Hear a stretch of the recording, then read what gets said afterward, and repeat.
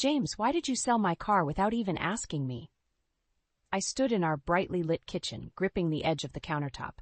James was lounging on the couch, phone in hand, barely looking up as I spoke. Emma, I told you last week. We needed the money, James replied casually. His voice was indifferent, almost bored. The money? For what? My voice was rising, my patience wearing thin. For the new entertainment system. You saw how outdated the old one was. We deserved an upgrade, James said with a shrug, his eyes glued to a video on his phone. That car was important to me, James. It wasn't just about the money. It was mine.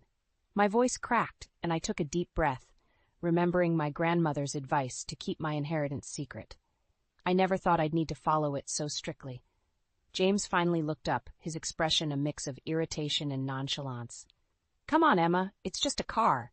We can get you another one later.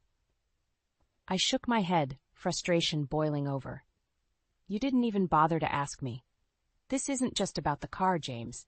It's about respect and consideration. You can't just make decisions like this on your own. Our suburban home, usually a tranquil retreat, now felt stifling and alien. The neighborhood outside was quiet, with children playing in front yards and neighbors chatting over fences. To the outside world, we were just another happy couple in a tight-knit community. But inside, the cracks were growing deeper every day. James finally set his phone down and stood up, walking towards me. Emma, you're overreacting. It's not like we're broke. I'll buy you another car. End of discussion. His dismissive tone cut through me like a knife. I looked at him, searching for the man I'd married, the man who had once been attentive and kind. But all I saw was a stranger, someone who was slowly bleeding me dry of patience and trust. End of discussion? I repeated, incredulous. You can't just dictate how this goes, James. You've crossed a line, and you don't even see it. James's eyes narrowed. What's really going on here, Emma? You've been acting distant for months. Is there something you're not telling me? I took a step back, realization dawning. My grandmother's advice echoed in my mind. Now, more than ever, I understood why she had been so adamant. Protecting my inheritance wasn't about the money itself. It was about keeping control over something that was truly mine, especially when everything else seemed to be slipping away. I don't know, James. Maybe it's because you've stopped caring about what's important to me, I said quietly. Or maybe it's because you think you can just bulldoze through this marriage, making decisions that suit only you. James scoffed, shaking his head. You're being dramatic. I'm just trying to improve our lives. Your life, I corrected. Improving your life at my expense. He didn't respond, just stared at me with a mixture of frustration and confusion. I realized then that he truly didn't see the problem, or maybe he didn't want to. Either way, it was clear that something had to change, and fast. As James turned back to his phone, dismissing the conversation, I felt a surge of determination. This wasn't over, not by a long shot. I wasn't going to be sidelined in my own life. Grandma's wisdom was a guiding light, and it was time I started listening to it more carefully. Tension hung heavily in the air as I walked out of the kitchen, my heart pounding. One thing was certain. I wasn't going to let James's betrayal define me. This was only the beginning, and I had my own plans to make. Claire, I don't know what to do anymore, I said, dropping onto her couch. The floral print cushions smelled faintly of lilac. Claire looked up from her magazine, instantly concerned. Emma, what happened? Did James do something again? I sighed heavily, running my fingers through my hair. He sold my car without even asking me, just traded it for some stupid entertainment system. Claire's eyes widened in shock. Seriously? Who sells someone's car without asking? That's insane. Yes, and he acted like it wasn't a big deal, just brushed it off like I was overreacting. My voice wavered as I recounted the morning's confrontation. He's been doing this for a while now, hasn't he? Claire asked softly. I nodded. It didn't start this way. When we first got together, he was so kind, so attentive. I felt like I was the center of his universe. But now, I let the sentence hang, unfinished. Claire squeezed my hand reassuringly. Have you thought about leaving him? You don't have to stay in a situation like this, Emma. I bit my lip, hesitating. I have, but it's complicated. We've built a life together, and it's not easy to just walk away. Claire's face was etched with concern. You have to do what's best for you. Always remember that. Later that evening, as I cleaned up the dinner dishes James had left behind, I started thinking about the early days of our relationship. I remembered the picnics in the park, the surprise weekend getaways. He used to plan everything so meticulously, making sure every moment was special. But that James was long gone, replaced by someone who seemed to care more about his gadgets and parties than about me. While scrubbing the last of the pots, I noticed the flashy new entertainment system taking up half the living room. I felt a bitter taste in my mouth. I grabbed my phone and started scrolling through James's social media. My heart sank when I saw the photos of his recent parties, extravagant and filled with friends I barely knew. Numerous gadgets cluttered our home, all bought with the money he got from selling my car. I fumed silently, deciding to confront him again when he came home. The door creaked open as James stumbled in, the smell of alcohol clinging to him. "James, where have you been?" I asked, trying to keep my voice steady. He laughed drunkenly. "Out with the guys, needed a break, you know?" I took a deep breath. "I saw the photos, all those expensive gadgets and parties. Is that where the money from my car went?" James looked at me, his eyes unfocused. "Come on, Emma. Don't start with this again. It's just stuff. We're having fun." "Fun without considering my feelings?" I snapped. "This is beyond disrespectful, James, that you're ignoring everything I care about." James rolled his eyes, slumping into the couch. "Why don't you ever chill out? You used to be fun." Tears of frustration stung my eyes. "This isn't about fun, James. It's about you taking everything I care about and tossing it aside." He didn't respond, eyes already closing as he passed out on the couch. The sound of his snoring filled the room, but it couldn't drown out the anger and hurt simmering in my chest. I stood there for a moment, looking at the man who once promised to cherish me. Claire's words echoed in my mind. Maybe it was time to make a change, to find the strength Grandma had always believed I had. This betrayal wasn't the end, it was just the beginning of something new, and I was ready to fight for the life I deserved. The next morning, I sat at the kitchen table, coffee untouched, phone in hand. I needed to talk to my parents. I dialed my mom's number and waited. "Emma, sweetheart, how are you?" My mom answered, her voice warm and comforting. "Mom, things with James, they're worse than ever," I began, trying to keep my voice steady. "Oh, honey, what happened?" she asked, her tone immediately concerned. I quickly explained the car situation and James's ongoing disregard for my feelings. "I'm considering divorce, Mom. I can't do this anymore." There was a pause on the line. "Emma, we've always supported you, no matter what. Your father and I will help you through this. And remember, you have your inheritance." "I know, Mom. I might need to use it to move out and start over," I admitted, feeling a small twinge of relief saying it out loud. "We'll support you, darling. Do what you need to do," she assured me. As I ended the call, I felt a newfound sense of purpose. It was time to take action. I started drafting an email to a lawyer, seeking advice on the next steps for divorce and considering apartments in a nearby town. After a few hours, I felt more determined than ever. That evening, I kept my phone close, anticipating a reply from the lawyer. As I sat on the couch, James entered the room, eyes suspicious. "What have you been doing all day?" he asked, his tone accusatory. "Just sorting some things out," I replied, keeping my answers vague. James eyed my phone. "Who were you talking to earlier?" "Mom, I needed some advice," I said, avoiding his gaze. Before I knew it, James snatched my phone from my hand. "What the hell, James? Give it back!" I yelled, lunging after him. He scrolled through my messages, his face darkening. "Thinking about leaving me, huh?" His voice was laced with anger. "Give me my phone, James, now." My voice was firm, even though my heart was pounding. James's eyes flashed dangerously. "You think you can just run away with that little inheritance of yours? Everything should go to us, not just you. You've been hiding it all this time?" My mind raced. "I didn't have to tell you everything. That money was meant to give me security." "You're gonna use it to get away from me?" He spat, stepping closer. I stood my ground. "Yes, James, if that's what it takes. I'm done." He threw the phone on the couch, stepping back, but his expression was still livid. "You won't get far with that money. You owe me, Emma. We're in this together." "We were in this together, James. You're the one who turned it into something else," I said coldly. James stared at me, seething, before storming out of the room, slamming the door behind him. My hands were shaking, but I felt a rush of determination. This couldn't go on any longer. I had my plan. I was going to make it out of this mess one way or another. The email dinged, signaling a new message from the lawyer. I quickly opened it and read through the advice, solidifying my resolve. It was time to take the next step. I packed a small bag with essentials, calling Claire to give her a heads up. She answered on the first ring.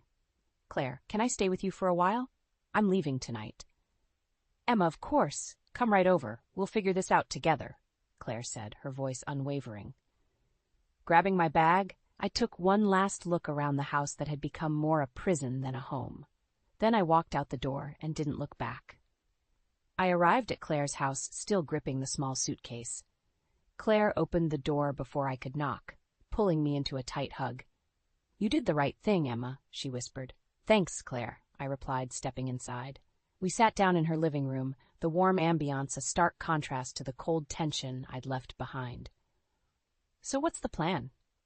Claire asked, handing me a cup of tea. "I contacted a lawyer. Tomorrow I'll start looking for a new place and a job. I need to be independent, both emotionally and financially," I explained, taking a sip. Claire nodded.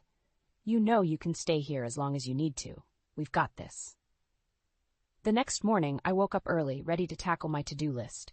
Claire drove me around town, helping me check out apartments. We found a cozy one-bedroom that felt just right. I put down a deposit and scheduled a move-in date. Later, I sat at Claire's kitchen table, laptop open, applying for jobs. The task was tedious but necessary. It wasn't long before emails and phone calls started coming in. By evening, I had lined up several interviews. As I celebrated these small victories with Claire, my phone rang. It was James. My heart raced, but I answered. "Emma, where are you?" he demanded, his tone aggressive. "That's none of your business," I said, trying to stay calm. "It is my business. We're married. You can't just walk out," he barked. "I had to. You left me no choice," I replied firmly. James scoffed. "You think you're brave now, hiding at Claire's? This is our problem, not hers. Tell me where you are." "I'm not hiding, and it's not just Claire's problem. I'm done being treated like I don't matter," I said, my voice steady. "You owe me, Emma. For the mortgage, the bills, everything. You think you can just run off with your inheritance and leave me to deal with everything?" His desperation was palpable. "This isn't about money, James. It's about respect, or your lack of it," I said, tears filling my eyes. "You'll regret this, Emma," he hissed before hanging up. I put the phone down, my hands shaking. Claire looked at me, concern etched on her face. "He won't stop, will he?" she said softly. "Not easily," I admitted, steeling myself. The next few days flew by in a blur of apartment preparations and job interviews. I felt stronger each day, my resolve hardening. One evening, while I was organizing my new apartment, my phone buzzed again. It was a message from James. "You're making a huge mistake. You'll come crawling back. They always do." I stared at the screen, feeling a mix of anger and sadness. I typed back quickly. "No, James, I'm done crawling. This is my life now." I hit send and blocked his number. Standing by the window, I watched the sun setting over my new neighborhood, feeling a sense of freedom. The next morning, I went to my first job interview. Walking into the office, I was greeted by a friendly receptionist who led me through the process. The interview went well, and I left feeling hopeful. Returning to my new apartment, I found Claire waiting with a bottle of wine and 2 glasses. "To new beginnings," she toasted, handing me a glass. "To new beginnings," I echoed, clinking glasses. As we sat and talked, I realized I was beginning to reclaim my life. Each step forward was a step away from James and his toxic influence. That night, as I lay in bed, I thought about all I'd left behind and everything that lay ahead. It wouldn't be easy, but I was ready. For the first time in a long time, I felt in control. A week later, I got the call offering me the job. I smiled, tears of joy streaming down my face. It was a sign that I was on the right path. I was building a new life, one step at a time, and it was a life where I mattered. The town's annual fair was in full swing. Kids sprinted between booths, their laughter mingling with the cheerful hum of the crowd. I was helping Claire set up her jewelry stall when I felt a tap on my shoulder. "Emma," Jack's familiar voice greeted me. He was a mutual friend, someone dependable who'd always been kind. "Oh, hey, Jack, how's it going?" I asked, forcing a smile. "Pretty good. But hey, I heard about you and James. Are you okay?" Jack's concern was evident. I sighed.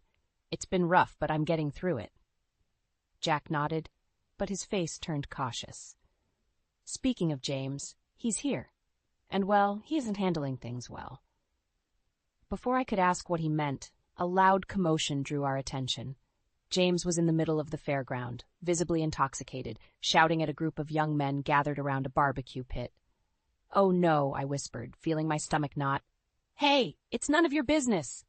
James yelled, pushing one of the men. The crowd's murmur grew louder, eyes turning toward the spectacle. I took a deep breath. I need to handle this. "Emma, are you sure?" Claire asked, worry etched on her face. "I have to," I replied, squaring my shoulders and weaving through the crowd. As I approached, James spotted me and stumbled over. "Emma, there you are. Thought you could avoid me forever?" He slurred, his breath reeking of alcohol. "James, you're making a scene. Let's talk somewhere else," I urged, trying to stay calm. He laughed bitterly. "Why? So you can walk out again? You think you're so much better now?" "James, you're drunk. This isn't the place," I said firmly. "Everyone should know how you abandoned your husband," James shouted, his voice carrying over the crowd. I could feel the eyes of the townsfolk on us, the whispers spreading like wildfire. Anger and embarrassment churned inside me, but I wouldn't let him drag me back down. "James, we're done. You need to accept that," I said, my voice steady. "Now please, go home before you make this worse." "Worse? You think this can get worse?" His eyes were wild, unhinged. "You owe me, Emma. You can't just walk away without paying your dues." "I don't owe you anything, James. I'm done being your pawn," I replied, stepping back as he moved closer. A friend intervened, grabbing James by the arm. "Come on, man. Let's get you out of here." James struggled, but was eventually pulled away, his furious eyes locked on mine. "You're going to regret this, Emma." As he was dragged off, I exhaled a breath I didn't realize I was holding. Claire appeared by my side, her hand on my shoulder. "Are you okay?" she asked gently. "Yes, it had to be done," I said, my voice shaky but resolute. We continued setting up the stall, the mood around us slowly returning to normal. But I noticed several sympathetic looks from people who'd witnessed the altercation.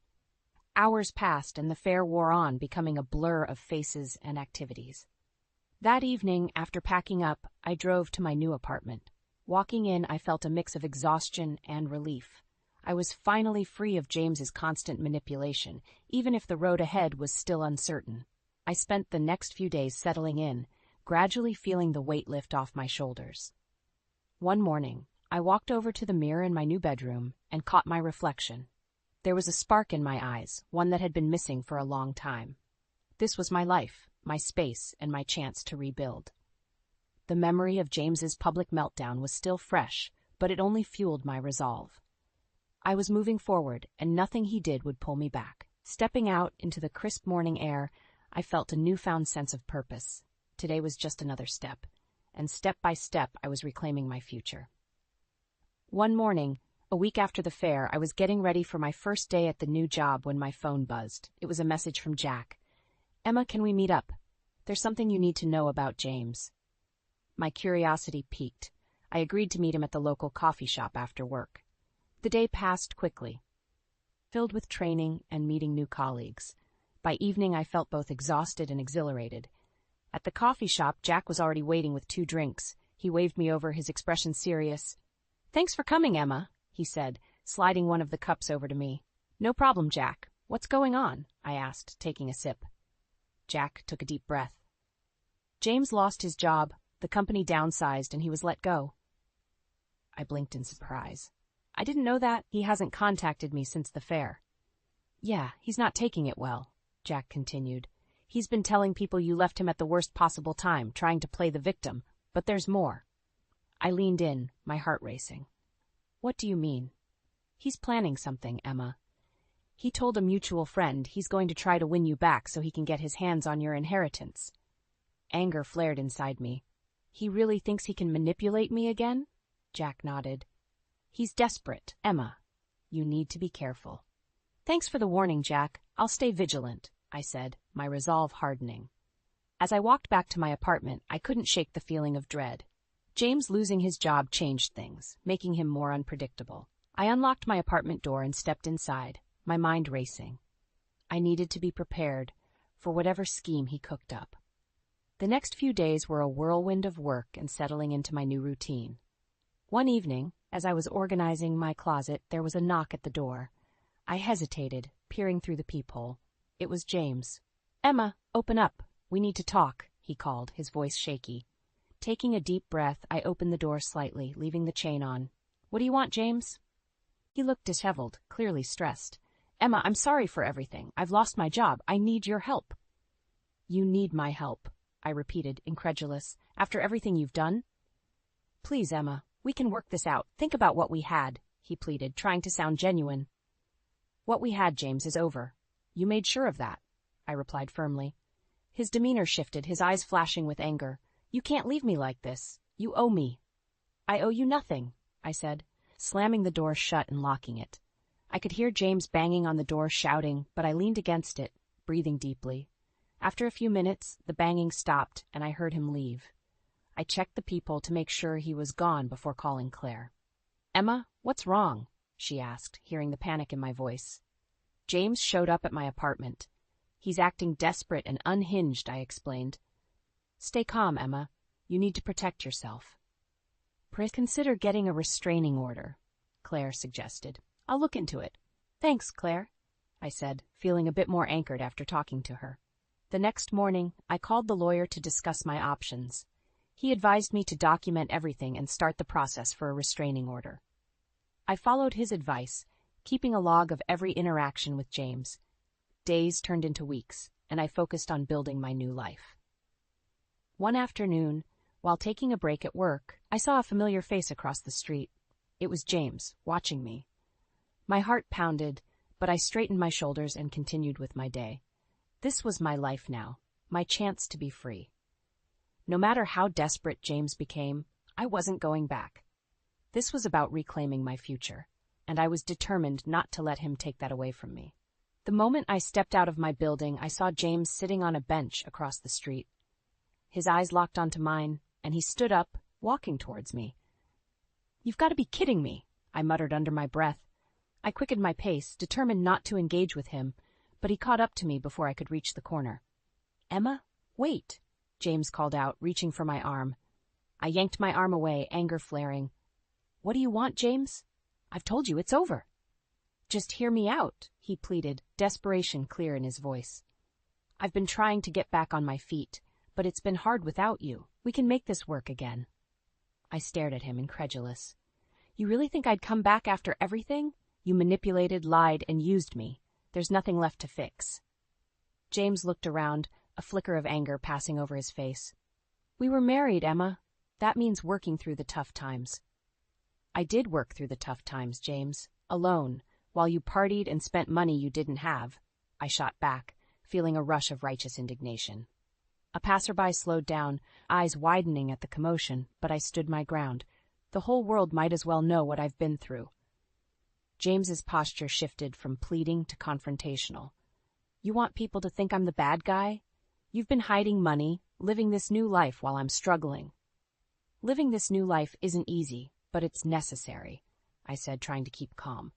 "I need peace, James, something you can't seem to offer." His eyes darkened. "You think you're better than me now?" "No, James. I think I deserve better than how you treated me," I replied, turning to walk away. James grabbed my shoulder, spinning me around. "This isn't over, Emma. You're not getting rid of me that easily." "Get your hands off me," I yelled, drawing the attention of more bystanders. James's grip loosened, but the venom in his eyes remained. A tall man in a suit stepped forward. "Is everything all right here?" he asked, eyeing James warily. "Yes, thank you," I answered quickly. "I was just leaving." James glared at the man, but took a step back. "This isn't over," he repeated, his voice low and threatening. Ignoring his parting words, I hurried away, my heart pounding. This encounter couldn't scare me into submission. It only made me more resolute. Back at my apartment, I immediately called my lawyer. "James is stalking me. I need to escalate this. What are my options?" "We can file for a restraining order immediately," he replied. "Document today's incident in detail and we'll proceed."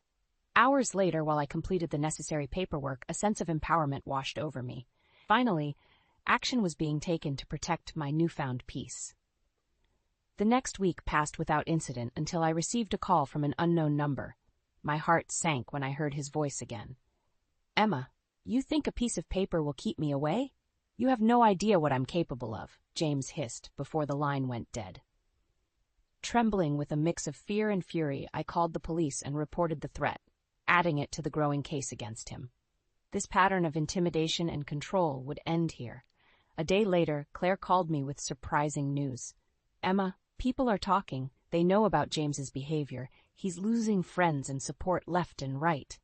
"Good," I said, feeling a sense of vindication. "He's finally getting what he deserves." As I hung up, I felt an unexpected wave of relief. James's grip on my life was weakening. The community was seeing his true colors, just as I had.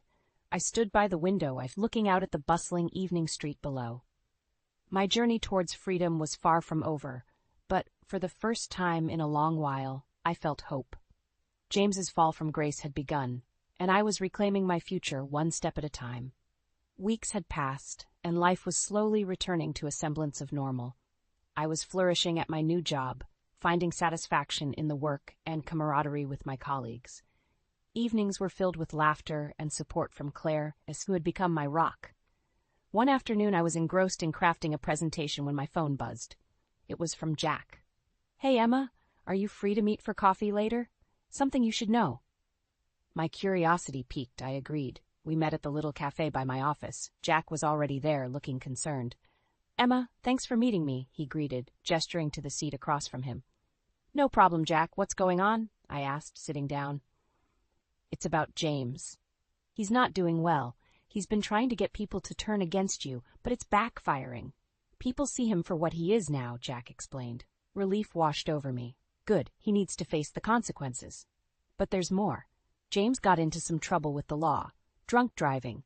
He's lost even more support, Jack continued. I nodded, feeling a mixture of satisfaction and pity. "Thanks for telling me, Jack. I needed to hear that." After our coffee, I decided to take a walk through the park. The cool breeze and the rustling of leaves felt liberating. It was here I bumped into James, looking disheveled and defeated. He didn't see me at first, but when he did, his eyes darkened. "Well, look who it is," he said, his voice dripping with bitterness. "James, please. I don't want any trouble," I replied, keeping my distance. "You've ruined everything for me, Emma. You and your lies," he spat, his face contorting with anger. "Lies, James? The only person who ruined your life is you. Your actions have consequences," I retorted. He took a shaky step closer. "Consequences? I've lost everything, my respect, friends, all because of you." I stood my ground. "No, James, it's because of your choices. I simply refuse to be your victim anymore." His expression wavered, a flicker of desperation in his eyes. "You think you're free of me? This isn't over." Before he could say anything more, 2 police officers approached. "Mr. Miller?" one of them asked. James turned, his bravado melting away. "Yes?" "You're under arrest for violating the restraining order. You were warned to stay away from Ms. Miller," the officer said, pulling out handcuffs. James's face turned pale. "Emma, you can stop this. Tell them it's a mistake," he pleaded, panic in his voice. I shook my head. "No, James, this ends now." The officers led him away, and I stood there, feeling a strange mix of relief and sadness. It was truly over. Returning to my apartment that evening, I found a letter in the mail. Opening it, I discovered I had been approved for a higher position at work, a promotion. It felt like the universe was giving me a sign that I was on the right path. I called Claire to share the good news, and she was ecstatic. We celebrated with a small dinner at my place, toasting to new beginnings and the end of a dark chapter. That night, I took a moment to reflect on my journey. From the betrayal that shattered my world to the steps I took to rebuild it. I had found strength I didn't know I possessed and had reclaimed my life piece by piece. Walking through the bustling streets the next day, I felt lighter. The weight of past traumas was lifting, replaced by a sense of empowerment and hope. I deserved this new life. A life where my worth was not dictated by someone else's whims. As I turned a corner, I caught a glimpse of someone familiar. James, disheveled and on the edge, standing outside a convenience store, clearly struggling. Our eyes briefly met, but there was no connection left. I walked on, a silent resolve in my heart. James's downfall was complete. My future, bright and full of possibilities, was just beginning. and I was ready to embrace it, one step at a time.